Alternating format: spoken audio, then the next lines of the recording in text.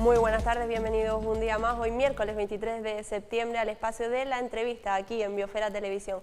Hoy tenemos con nosotros a Baltasar Gómez, jefe del equipo de rastreadores de aquí, de Lanzarote. Buenas tardes, Baltasar, ¿qué tal? Buenas tardes. Bueno, lo primero, agradecerle muchísimo que esté hoy aquí con nosotros y que nos aporte un poquito de tiempo para explicarnos qué es eso de rastreadores. Bueno, pues el rastreador es la persona que cuando tenemos un caso positivo de coronavirus, pues una vez que el médico de familia, el médico del equipo COVID, realmente le informa de ese resultado positivo, da las instrucciones de aislamiento y demás recomendaciones, pues nos lo pasa al equipo de rastreo para que llamemos a esa persona y procedamos a rastrear todos sus contactos en el ámbito familiar y de convivencia, en el ámbito de las actividades lúdicas, deportivas o de ocio y en el ámbito laboral si también procede. Porque claro, hablamos de rastreadores y sí es cierto que lo hemos ido como interiorizando y asimilando, es decir, como familiarizándonos con ese término a raíz del COVID, pero realmente los rastreadores existían de antes con otro tipo de enfermedades, ¿no? Efectivamente, no se llamaban como tal, pero se gestionaban todos esos casos en enfermedades como pueden ser la meningitis bacteriana, que se da en niños principalmente y afectan a colegios, a guarderías y en el ámbito familiar también, casos de tuberculosis, aquellas enfermedades que hay que hacer una intervención comunitaria para preservar la salud de la comunidad, ¿no? Entonces ahora ha tenido el auge con el coronavirus, con toda esta poder mediático, ¿no?, del rastreador como tal. Claro, sí, lo hemos como valorado, ¿no? Así como otras profesiones también han sido valoradas especialmente por toda esta pandemia, esperamos que continúe la gente valorándonos, ¿no? Porque es así y han hecho esa labor siempre, pero especialmente en el tema del COVID, y lo hemos dicho muchísimas veces y por eso quería tenerlo hoy aquí con nosotros, han hecho una labor encomiable, es decir, gracias al tema de los rastreadores, precisamente es por lo que en muchas de las ocasiones cuando se ha detectado algún caso, no se ha propagado, ¿no? No se ha disparado las cifras del virus en este caso. Bueno, el rastreador tiene una función en el engranaje tan importante como la pueden tener los propios médicos del equipo COVID, como tienen los compañeros que atienden tanto en atención primaria como en atención hospitalaria, los compañeros también del departamento de incidencias, realmente, esa incidencia que hacen al teléfono 900-112-061, en la que notifican o bien porque tienen síntomas o porque son contactos de otra persona. Digamos que los que realizan las tomas de muestras, todos somos una rueda, un engranaje, que todos tenemos su valor importante. Nosotros quizás lo que le hacemos visual a la Dirección General de Salud Pública, pues el contexto del caso o posibles brotes que se puedan dar, tanto sea en el ámbito, como le he dicho, familiar, laboral o de ocio, ¿no? ¿Y cómo ha tenido, sí, como bien dice, totalmente de acuerdo, una parte fundamental de ese engranaje que permite o impide que el virus se expanda de alguna manera, ¿no?, en la isla? ¿Cómo ha sido la evolución de los rastreadores en Lanzarote? Porque es cierto que en un principio, bueno, estábamos más o menos estables, ¿no? Estábamos bastante bien a nivel de casos y si no me equivoco lo llevaba incluso usted solo, luego ha tenido que ir evolucionando. ¿Con cuántos rastreadores cuenta actualmente la isla de Lanzarote y quién conforma ese equipo? Bien, efectivamente al principio empecé yo solo, con ayuda en algunos momentos de compañeros, principalmente de enfermería y medicina, cuando había algunos repuntes, varios casos en un mismo día. Después se incorporaron dos compañeras médicos y una enfermera más al equipo de rastreo y es a partir de la segunda quincena de agosto cuando ya se incorpora en principio un número de 11 personas, vamos incrementando 13 y actualmente somos 23 personas de la plantilla, digamos, que pertenecen al Servicio Canario de Salud, a la Gerencia de Servicios Sanitarios de Lanzarote, y actualmente tenemos en periodo de formación a 10 rastreadores militares, han sido formados teóricamente a nivel militar y ahora están en el periodo de acogimiento, práctica y desarrollando el servicio, se quedarán para rastrear para Lanzarote en caso que los necesitemos. ¿Y cuántos en total entonces son actualmente de rastreadores? 23 de plantilla y los 10 que tenemos en formación que estarán dispuestos para para echarnos una mano en lo que necesiten. ¿Y cómo, quiero decir, cómo asimila el tema de los rastreadores que, como bien decía, se encargan de rastrear, tal y como la palabra dice, ¿no? ¿Cómo asimila el equipo de rastreadores en este caso pasar de estar muy bien, ya lo decíamos, ¿no? de ser destino preferente, ¿no? Prácticamente en toda España por los datos que teníamos, a los datos que hemos visto hasta hace unas semanas que eran, en fin, bastante malos? ¿Cómo asimila el equipo de rastreadores pasar de una situación a otra tan drástica? Porque imagino que el cambio de estrés, de agobio y de cómo abarcar toda esa situación ha tenido que ser complicado. Pues fue la verdad que duro, unas jornadas interminables, compañeros de trabajar 16 horas, 18 horas, no había, digamos, la vida era el trabajo porque veíamos ese aumento, hemos llegado a tener 50 casos en un día, 31 casos, 37, entonces había que hacer un trabajo porque la clave está en eso, en rastrear para ver si se daban brotes o no eran brotes o eran casos aislados. Entonces, bueno, pues ha hecho un esfuerzo importantísimo, es por ello por lo que pedimos la colaboración de la ciudadanía cuando les llamamos para que nos atiendan, nos den una información veraz, colaboren. No somos policías, somos rastreadores y lo que queremos es poner el foco en esa situación que se da en ese núcleo familiar, laboral, escolar, ahora que ha empezado hace poco el colegio, para que las autoridades sanitarias puedan intervenir y poner el sistema sanitario a disposición de la población en general. Claro, lo comentábamos fuera de cámaras, ¿no? Que es fundamental actualmente, y lo hemos dicho, bueno, los medios de comunicación también hacen alusión a eso muchas veces, que es fundamental la transparencia en estas ocasiones. No se trata de estigmatizar a nadie ni de poner etiquetas, sino simplemente es algo que ayuda a todo el mundo, entre otros al equipo de rastreadores, el hecho de que se informe de manera veraz y que se colabore, ¿no? Una vez que se hace ese seguimiento de llamadas y se intenta localizar a esos contactos. Correcto, si a la persona que llamamos, sea por un contacto estrecho, sea un caso que nos tiene que decir la persona con la que ha estado, sea de la índole que sea, legal, ilegal, nosotros necesitamos saber quiénes son los contactos estrechos para poner el sistema sanitario a su disposición. Si nos ocultan información, si no nos dicen, también cabe la posibilidad de que en ese momento no se acuerde una persona, por eso siempre le reiteramos que le dejamos un teléfono de contacto para que si se acuerda de alguna otra persona, también es impactante que te den la noticia de que tienes el coronavirus y que te pregunte por cosas que una persona que no conoces y que te pregunte por cosas de cómo, con quién te relaciona, qué tipo de vida lleva en cuanto a si tiene actividades lúdicas, etcétera, etcétera. Eso a veces bloquea a las personas, por eso hay que darle su tiempo para que nos aporte esa información. En muchos casos hay reuniones sociales en las que conocen a las personas por motes, no saben los apellidos o tienen el teléfono y no recuerdan cómo lo memorizaron. Hay muchas circunstancias, muchos artefactos, le llamo yo, pero que con tranquilidad tienen su tiempo para aportarnos esa información. Y aportándola, pues ya nosotros procedemos a darle las recomendaciones sanitarias oportunas, a ponerlos en cuarentena o en aislamiento si lo puso el médico del equipo COVID, que es función de ellos, y proceder a citación de pruebas PCR, consulta de seguimiento para que le den el resultado a sus médicos de familia. Si son de otras instituciones, pues puede ser en otro ámbito, otra institución, y bueno, pues que empiece el mecanismo, la maquinaria a ese seguimiento de esa persona para tratar siempre, el objetivo es que la persona no evolucione a una sintomatología peor, que aboque en una enfermedad, que motive acudir a un servicio sanitario o a urgencia o un ingreso hospitalario, incluso algunos, como tenemos algunos casos en la UBI, ¿no? Ese es el objetivo del rastreador, no otro.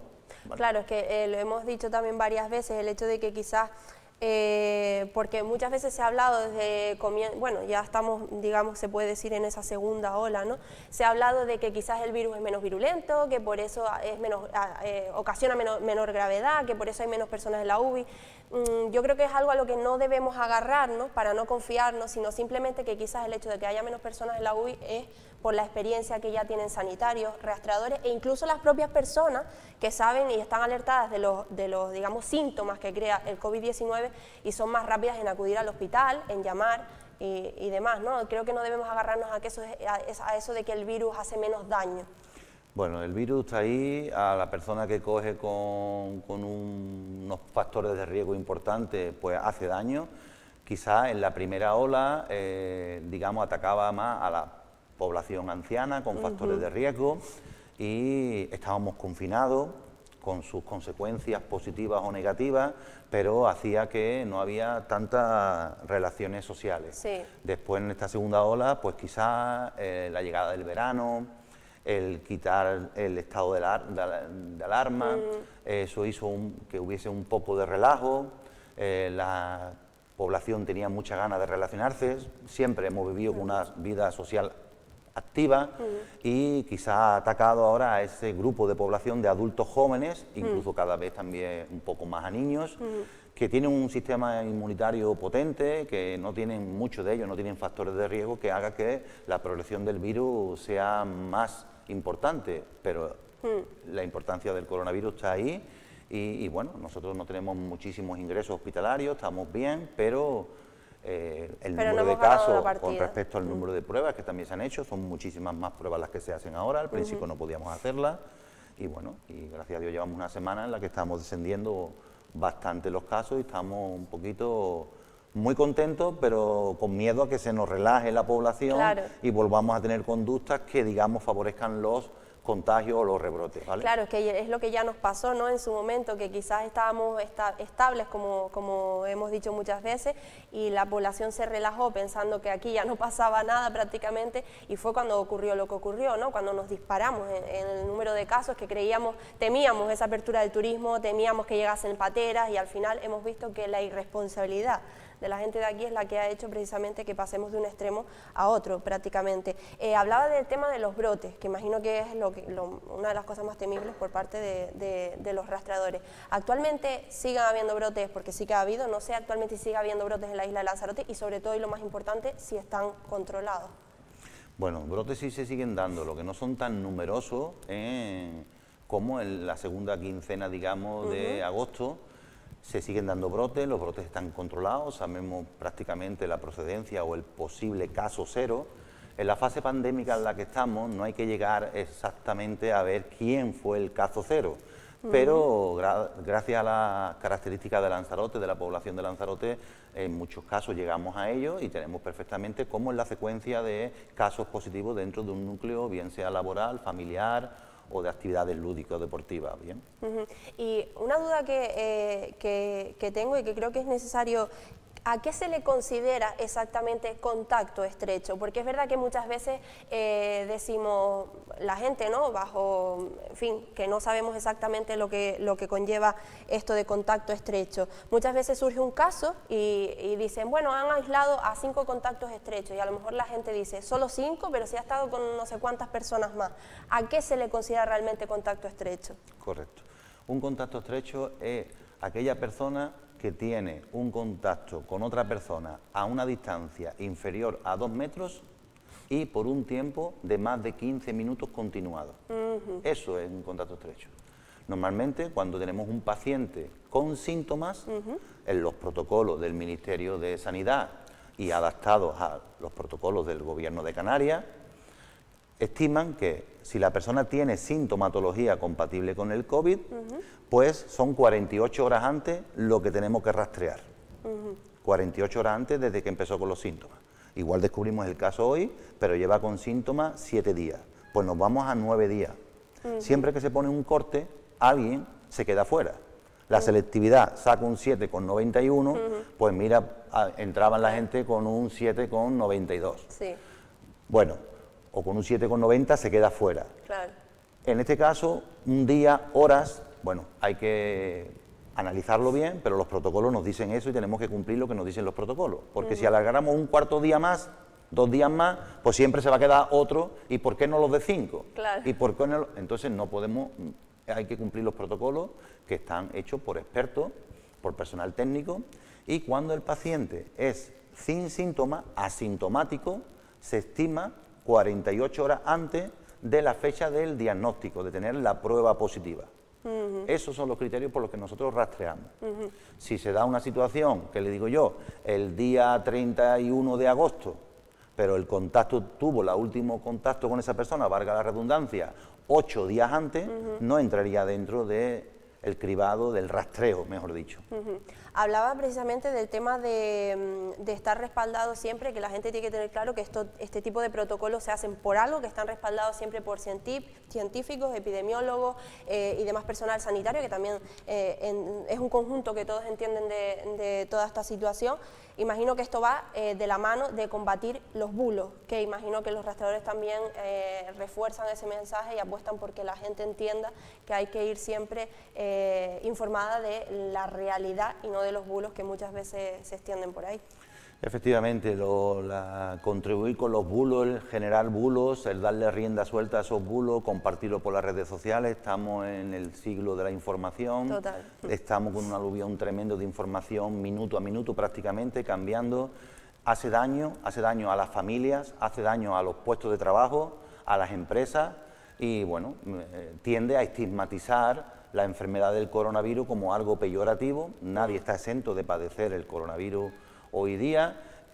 Puede afectar a personas con un nivel educativo, económico muy alto, como bajo, a cualquiera le puede afectar. No queda otra que mantener las medidas de distanciamiento social, la higiene de manos muy importante, el uso de las mascarillas y, pues bueno, intentar de cuando haya eventos o situaciones, tratar de cumplir esa normativa de si no tienen que haber más de 10 personas, pues que no las hayan y bueno, y respetar para que, digamos, no contribuyamos, porque hay personas que piensan, nadie piensa que va a tener la COVID, nadie cree que lo va a tener. Y cuando se dan los casos y le llamamos, sobre todo cuando ha sido un contacto que le hemos retirado en varias ocasiones, que tiene que cumplir esa cuarentena, la importancia de no contagiar en su casa a su misma familia, pues después se llevan sorpresa. Yo pensaba que ahí se quedaba la cosa y aparece que tenemos un brote familiar. Si se llega a llevar las medidas de cuarentena adecuadamente, pues no se hubiese dado lugar a ese brote.